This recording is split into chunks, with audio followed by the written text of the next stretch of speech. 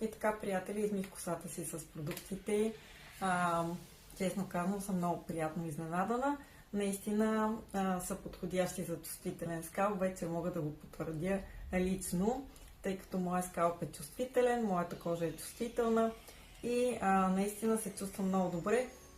Понякога дори от шампуани, които са за чувствителна коса, дори от продукти и за кожата на лицето, за чувствителна кожа не се чувствам добре, но за щастие до сега нито един от продуктите, на които съм представител, не ми се случва такова нещо, тъй като през годините винаги, аз съм споделяла и в други видеа, винаги тествам всичко на себе си, считам го това като дар, може да се каже, за моята работа, че кожата ми е чувствителна и въобще скалпа, косата и така нататък, тъй като това пък ми е като барометър и тествайки всеки един продукт върху себе си, ако нямах тази чувствителна кожа, нямаше да мога да преценя правилно.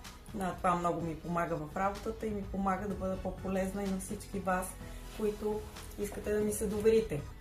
Затова аз с удоволствие мога да кажа, че тези продукти, въпреки че са на тази бюджетна цена, по нищо не падат по-надолу като качество от по-луксозни продукти за коса, които съм ползвала, така че мога да ви кажа, че с две ръце ви ги препоръчвам. Наистина ще останете доволни и очаровани, както за вас, така и за подарък за ваши близки. И както ви казах, тъй като има различни серии, сега в момента няма да обръщам внимание точно на различните серии, точно за какво има, тъй като ако някой от вас има нужда, може да се свържи с мене и аз ще му обясня подробно според неговия проблем какво е подходящо. В този случай това, което аз използвах като комплект, е подходящо за ежедневна употреба, за чувствителен скалп и доста добре хидратира и дължината.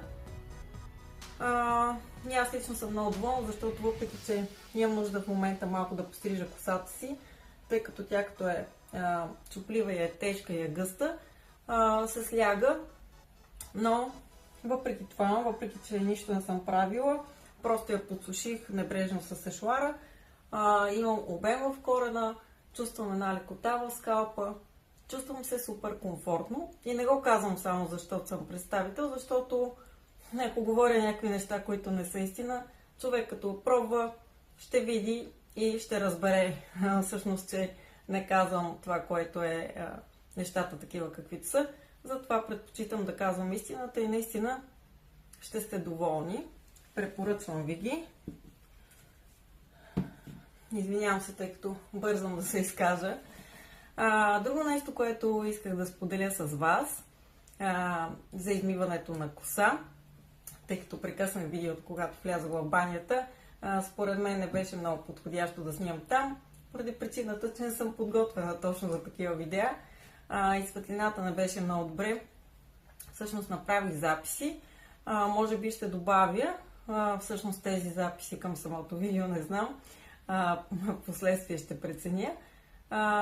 Но има тънкости в измиването на коса, както ви казах, след самото разрестване, което е хубаво да знаете, за да може да си измивате правилно косата и да не съдите пребързано за това дали нещо ви действа добре или не ви действа добре, за да ви е по-полезно.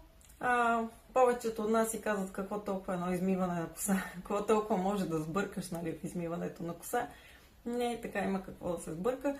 Малко по-късно може и да се включа с нещо интересно, което да допълни това мое видео, но не обещавам, тъй като стана въпрос за друг човек, който искам да включа в разговора, но ще видим, може и допълнително да го направя. Както казах,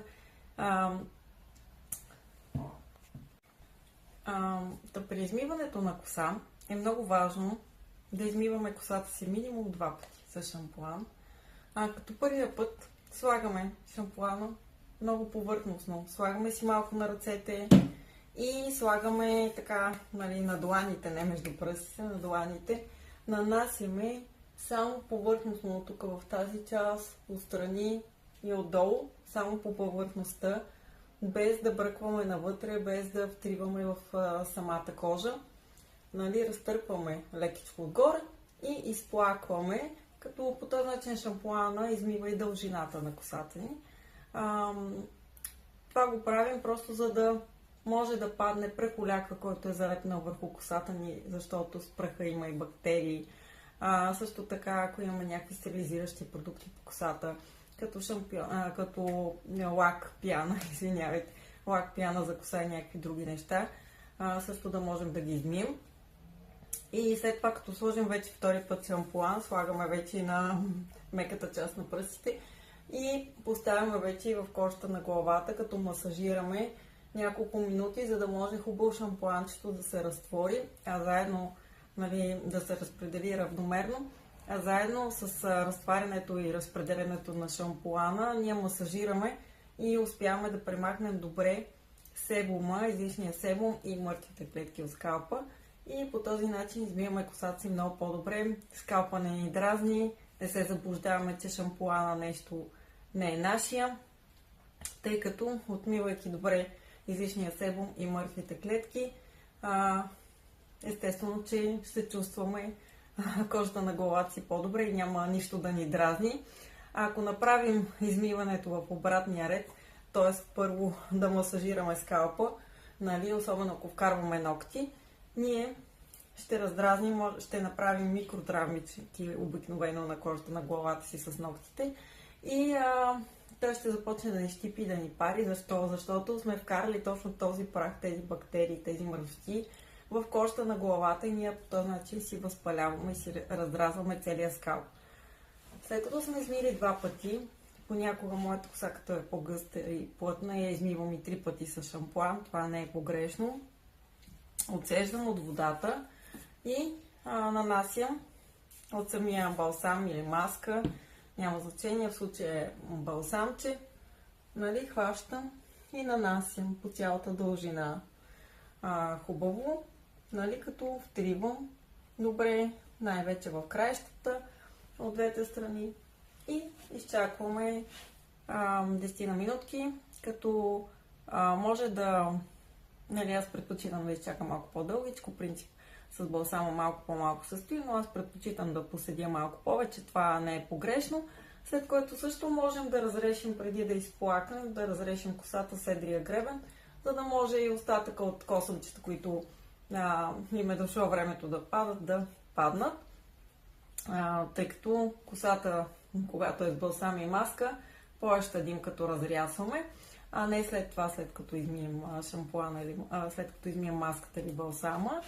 И по този начин изплаквате накрая самата дължина, като дължината е добре да се изплаква вече с хладка вода, за да се затвори самия косъм. По този начин, спазвайки тези неща, ще имате една здрава коса. Другото нещо, което е важно да спазвате, да не разтърквате с хавлиената кърпа косата си. Навеждате се, слагате хавлиената кърпа и изтисквате, се едно, че отсеждате пране в едната посока, после в другата посока, след което си увивате кърпата на главата и постоявайте 10 на минутки, без да търкате корена така. Изчакайте 10 на минутки, след което махнете кърпата, сложете подходящ УВ защитен продукт.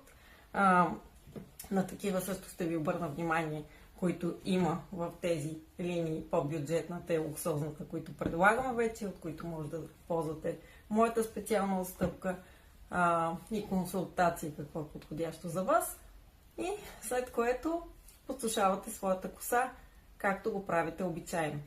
Важно е косата да се подсуши преди да легнете, а да не лягате с мократа коса върху вечерта. Много хора го правят, особено в летните месеци, не е правилно, поради няколко причини. Първо, че скалпа ни се запарва в кълъвката.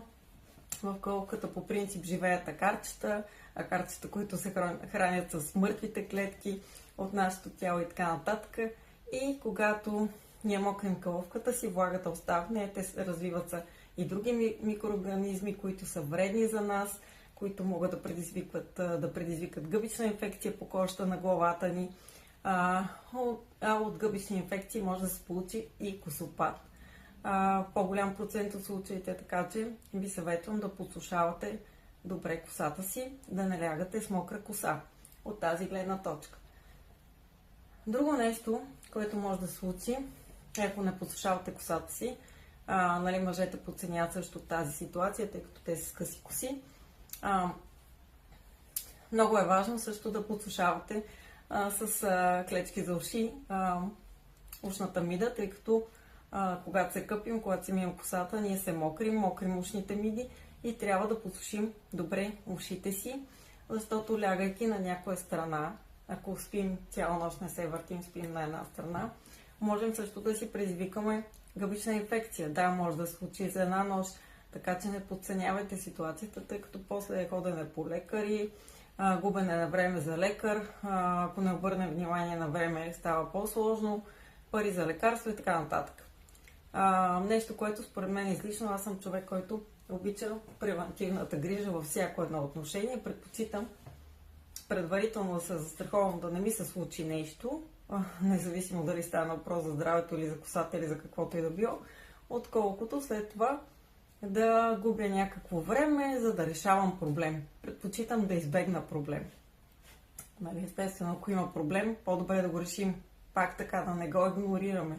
Но често, нали, неглижираме нещо и в последствие проблема става по-голям.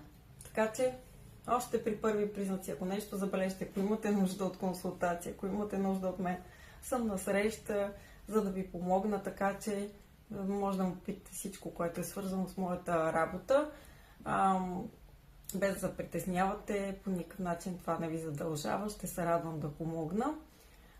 Така че това са основни неща и правила, които трябва да спазваме при измиването на коса, за да имаме хубава, здрава коса.